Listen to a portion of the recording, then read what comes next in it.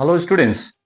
आज हमारा टॉपिक है स्टेप्स ऑफ फोटोसिंथेसिस। ठीक है स्टूडेंट, जरूरत पड़ सबसे पहले स्टूडेंट देखिए, मैंने यहाँ पे एक जनरल इक्वेशन लिखा है फोटोसिंथेसिस का, जिसमें कार्बन डाइऑक्साइड वाटर के साथ में रिएक्शन कर रही है इन प्रेजेंस ऑफ सनलाइट और क्लोरोफिल युक्त कोशिकाओं में। ठीक है, और उसके बाद में ग्लूकोज बनती है, जल का फॉर्मेशन होता है और ऑक्सीजन गैस आपके एटमोस्फेयर में बाहर निकलते हैं। तो एक्चुअली ये जो एक रिएक्शन दिखाया मैंने, ये रिएक्शन एक्चुअली एक स्टेप में होती नहीं है। देखिए, ये काफी लंबी प्रोसेस है, काफी लंबी रिएक्शन चलती है इसमें। ठीक है, लेकिन हमारे 10th क्लास के सिलेबस के हिसाब से आपको 3 ऐसे स्टेप्स है जो स्टेप्स आपको डेफिनेटली आपको याद रखना है और वो स्टेप्स को आपको समझना है। तो आइए शुरू करते हैं। ओवरऑल जो रिएक्शन दिखाया, इस रिएक्शंस को हम लोग कैसे समराइज कर सकते हैं, क्या होती है इसके अंदर में, तो सिंपली हम लोग समझने का ट्राई करेंगे। देखिए, फर्स्ट होती है absorption of light energy by chlorophyll. जैसे कि स्टूडेंट आप लोग को पता है कि फोटोसिंथेसिस जब क्रिया होती है तो उसकी तो लाइट की उसके लिए लाइट की जरूरत पड़ती है। ठीक है, सनलाइट की जरूरत पड़ती है।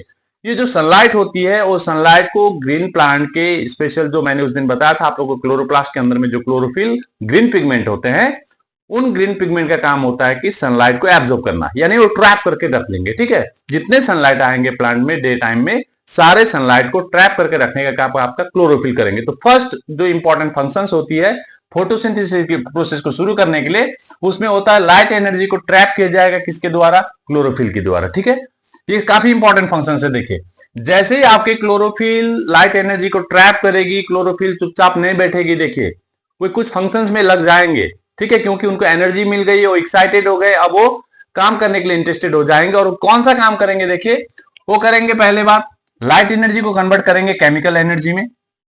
उसके बाद में आपके जो वाटर मॉलिक्यूल होते हैं, आप सभी को पता है कि ऑस्मोसिस के थ्रू से जब रूट यस के द्वारा जब वाटर को एब्जॉर्ब किया जाएगा तो सीधे आपके लीफ, यानी जो जिस पार्ट में आपके फोटोसिंथेसिस क्रिया होने वाली है उस पार्ट में आपके चले जाएंगे। तो जो वाटर पहुंचे आपके किसी भी प्लांट बॉडी के पार्ट में, स्पेशली लीफ में, ये लीफ में आपका क्लोरोफिल क्या करेगा, जो वाटर ऑलरेडी वहां पहुंच चुका है उस वाटर को तोड़ने का काम करेगा, यानी स्प्लिटिंग करेगा। ठीक है, उसको ब्रेक डाउन करेगा। वाटर जब ब्रेक डाउन होगी स्टूडेंट, तो ये वाटर आपके दो फॉर्म में ब्रेक डाउन होती है, एक आपका H2 बनेगा और एक आपकी ऑक्सीजन बनेगी। ठीक है, जल का ब्रेकअप हो रहा है, जल टूटेंगे, यहाँ पे स्प्लिट होंगे और दो गैस का फॉर्मेशन करेंगे, हाइड्रोजन और ऑक्सीजन का। ये जो ओवरऑल रिएक्शन है, मैंने जो ऑक्सीजन को एटमॉस्फेयर में बाहर निकलते हुए दिखाया है, एक्चुअली ये जो ऑक्सीजन बन रही है, ऑक्सीजन का सोर्स आपका ये है।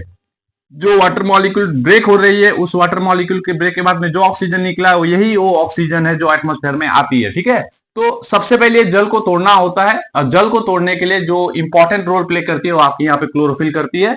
तो क्लोरोफिल सबसे पहले आपके लाइट एनर्जी को ट्रैप करेगी, एब्जॉर्ब कर लेगी। उसके बाद आपका उस लाइट एनर्जी को वो केमिकल एनर्जी में कन्वर्ट करके क्या करेगी, वाटर मॉलिक्यूल को तोड़ने का काम करेगी और ये वाटर मॉलिक्यूल टूट के आपके हाइड्रोजन गैस और ऑक्सीजन गैस का फॉर्मेशन करते हैं। ठीक है, ये ऑक्सीजन गैस आपका लाइट फेस में ही बन जाता है। मैं आ रहा हूं वहां पे लाइट फेस के लिए।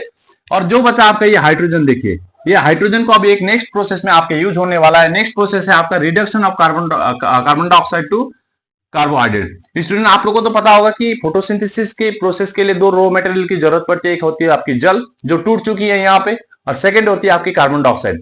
यानी जो प्लांट जो कार्बन डाइऑक्साइड को इनटेक किए रहते हैं, उस कार्बन डाइऑक्साइड को इस हाइड्रोजन के साथ में रिएक्शन करके उनके बाद उनको ग्लूकोज बनाना होता है। देखिए, जो ग्लूकोज फॉर्मेशन हो रही है फोटोसिंथेसिस के प्रोसेस में, ये ग्लूकोज कैसे बनी, तो जो कार्बन डाइऑक्साइड प्लांट ने लिए हुए हैं, ठीक है, उसके साथ में हाइड्रोजन का एडिशन हो जाता है और उसके बाद में ग्लूकोज बनती है। देखिए, आप लोग जब कार्बन डाइऑक्साइड का फॉर्मूला देखिएगा, कार्बन डाइऑक्साइड की फॉर्मूला CO2 होती है। देखिए, अभी यहाँ पे कोई भी हाइड्रोजन के एटम या मॉलिक्यूल दिखाई नहीं पड़ रहे हैं। ठीक है, लेकिन जब आपका ग्लूकोज फॉर्मेशन हो जाता है तो ग्लूकोज के फॉर्मेशन में कार्बन और ऑक्सीजन के साथ में, यानी कार्बन डाइऑक्साइड का जो कार्बन और ऑक्सीजन है, इस कार्बन और ऑक्सीजन के साथ में आपका एडिशन हो रहा है, कौन सा, हाइड्रोजन। और आप सभी को पता है कि एडिशन ऑफ हाइड्रोजन को क्या कहते हैं हम लोग, रिडक्शन कहते हैं। ठीक है, तो यहाँ पे चूंकि हाइड्रोजन आपकी ऐड हो रही है कार्बन डाइऑक्साइड के साथ में ग्लूकोज के फॉर्मेशन के लिए, तो ये एक ऐसी प्रोसेस है जिसको हम लोग रिडक्शन बोल सकते हैं।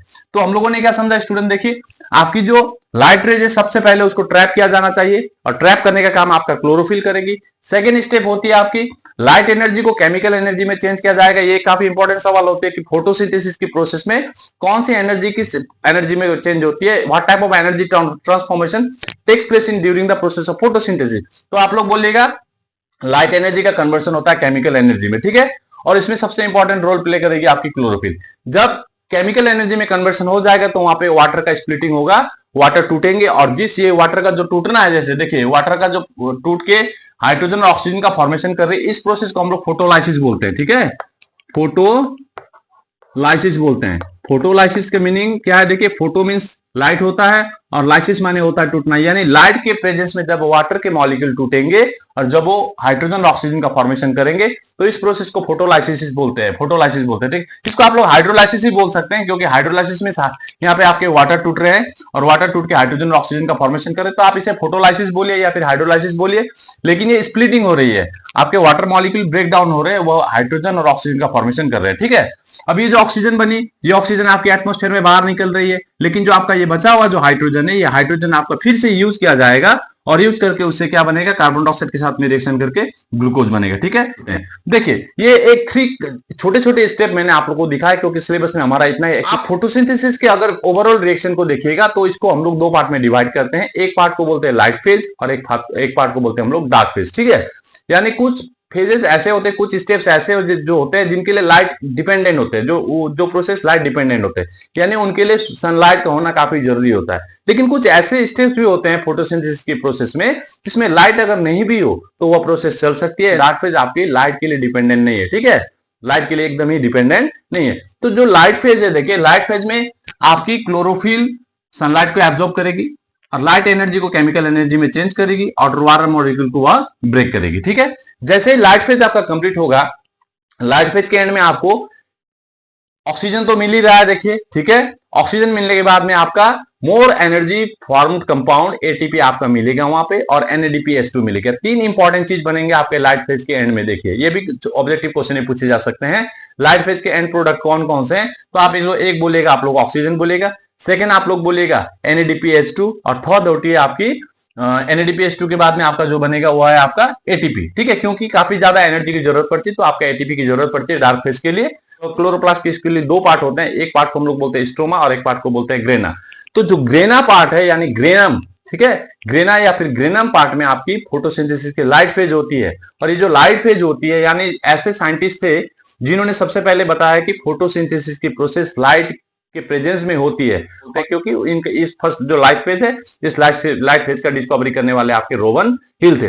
लेकिन जो आपकी सेकेंड फेज होती है जो लाइट के एब्सेंस में भी हो सकती है, तो वह प्रोसेस को खोज किए थे, उस सेकंड स्टेप को खोज किए थे आपके ब्लैकमैन नामक एक साइंटिस्ट ने।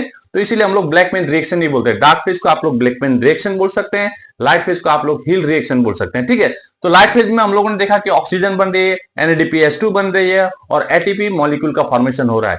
और जब डार्क फेज शुरू होगी तो डार्क फेज में आपका क्या होगा, ये जो कार्बन डाइऑक्साइड है वह लाइट फेज में बना हुआ हाइड्रोजन के साथ में रिएक्शन करके आपका ग्लूकोज का फॉर्मेशन करेगा और उसके बाद फिर से दोबारा आपका जो NADPH2 बना था वह NADPH2 फिर से टूट के वह NADP बनाएगी, उसको दोबारा से फिर हम लोग लाइट फेज में यूज करेंगे।